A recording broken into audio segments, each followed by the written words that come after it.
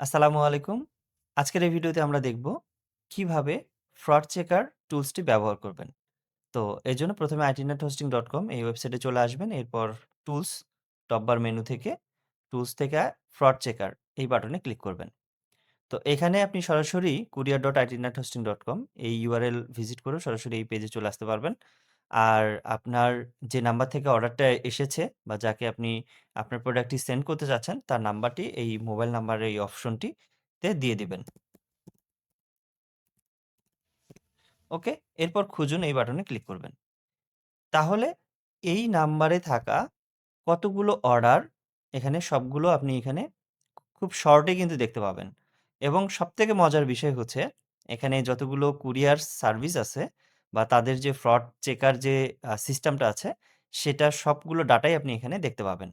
Like এখানে এই নাম্বারের এগেইনস্ট এ কতগুলো অর্ডার করা হইছে, কতগুলো সে রিসিভ করেছে এবং কতগুলো সে বাতিল করেছে অর্থাৎ ক্যানসেল রেশিওটাও কিন্তু আপনি দেখতে পাবেন। এবং ডেলিভারি রেট তার 100% না কত পার্সেন্ট সেটা পার্সেন্টেজ আকারেও এখানে আপনি দেখতে পাবেন।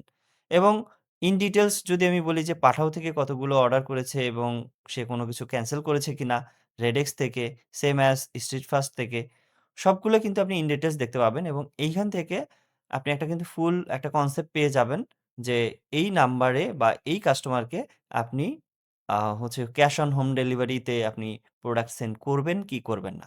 তো এইটাই হচ্ছে বিষয়। তো এইটা কিন্তু আইডিনেট হোস্টিং সম্পূর্ণ ফ্রিতে ইউজ করতে দিচ্ছে। তো আপনি জাস্ট এই একটা ইউআরএল এ এসে আপনি সবগুলো কুরিয়ারের যে ডাটাগুলো আছে, ডেলিভারির বা ক্যানসেল রেশিওটা আপনি কিন্তু খুব সহজেই এটা দেখতে পাবেন। তো এই ছিল আজকের মতো ভিডিও।